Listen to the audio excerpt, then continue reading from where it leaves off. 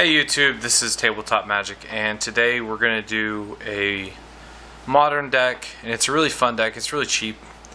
I call it Weird Cantrip. Cantrip being a card that draws a card generally, but it's a really fun deck, and we'll go ahead and we'll dive into it. Up first is Blistercoil Weird, which is really interesting card when you look at it. It does a lot of interesting things when it interacts with the rest of this deck. Really with the untap and gets +1/+1. But that card alone isn't that great. But when you put that together with Paradise Mantle and you equip it, you tap Blistercoil for 1 mana, and then you play a Cantrip that costs 1. That'll untap him, and you can tap him again for mana, so you'll keep drawing through your deck. Really interesting. It's a lot of fun. It's a very budget-friendly modern deck, and I'm going to be focusing a lot on some budget decks to help people try to get into the different formats outside of standard. But those are the two cards. You really want to see one or the other in your opening hand. You don't have to see both of them in your opening hand. If you do, it's really awesome. If not, the whole deck is pretty much all cantrips, so it's pretty easy to draw into the next one. Things do happen and whatnot. This is definitely something you want to shuffle very well after each match. But you have these two are the big interaction in the combo. We'll go ahead and we'll get into the cantrips now.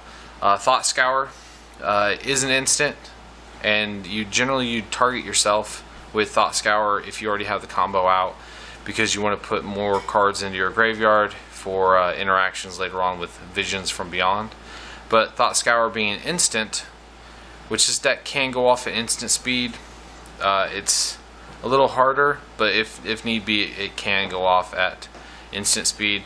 Up next is Gitaxian Probe, which you can pay 2 life. Generally you will want to pay 2 life for it, just so you can save that little bit of mana. And you can look at target player's hand. It is a peak at sorcery speed for 2 life, but it draws you another card. Up next is Serum Visions.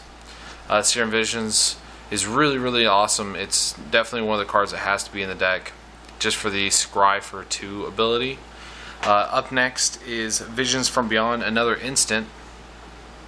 And the great thing about this is later on, once you've started to get into the combo and you've started to draw quite a bit, Visions really crucial. It's one of the spells that I'd hold off until if you can get to the 20 cards in your graveyard. You know, pretty nice. Up next is Sleight of Hand.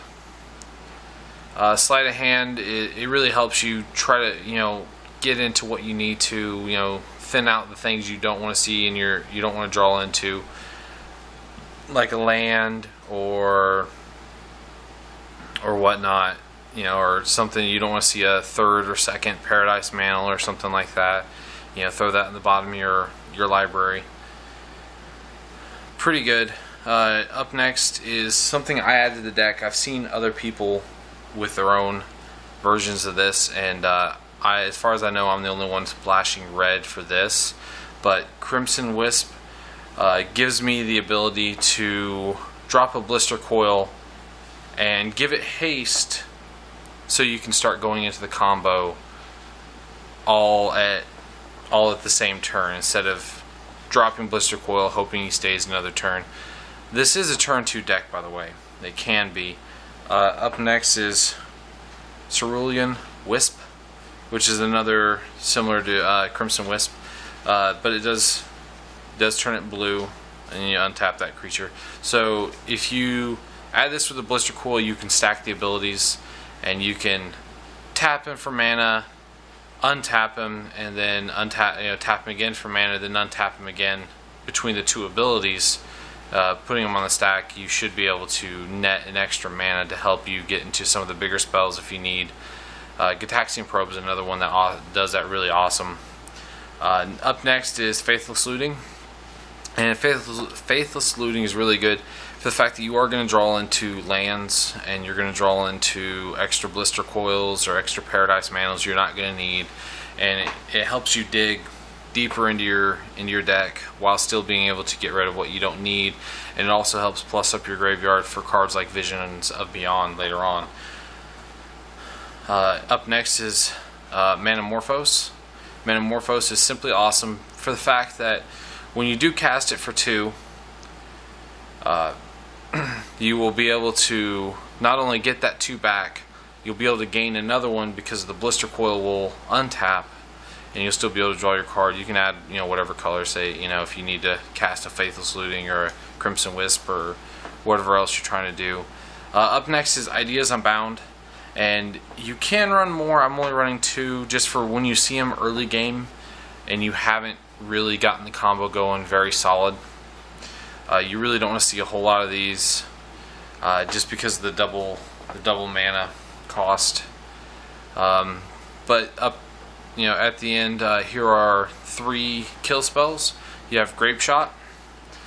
You can Grapeshot for 20, or you also have, I put in Artful Dodge.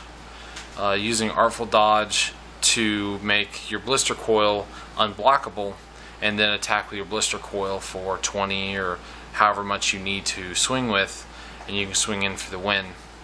But this is pretty much the main deck. It's not a whole lot to it aside from lots of draw spells. One draw spell I did leave out of this was Quicken, and I didn't feel I really needed it in comparisons to some of the other draw spells that let you do what I wanted it to do, like the instant speed, and I have Faithless Looting in here. That's where my red splash is. You could just run this mono blue and put in Quickens and maybe another Cantrip there. There's a couple out there still, but this is pretty much the deck where it's at for me. I like it. I think it's a lot of fun. You won't go and take it and win a GP or anything like that, but you'll have a lot of fun if you're trying to get into Modern and you want to take it to, say, a Modern Friday Night Magic. A lot of fun, or just playing with your friends. The deck can be built relatively cheaply. The only cards that cost really anything are your Paradise Mantles. They're quite a few dollars a piece. I want to say it's probably $15 for the playset, give or take. And then that's really it for the main board that's expensive. Oh, Manamorphose, I think they're like $7 for a playset or something like that. But other than that, you can pretty much run this deck very cheaply. Most of the cards are only a couple dollars for a playset at most, outside of those. And then there are some of the lands are quite a bit, depending on how much you want to put into it.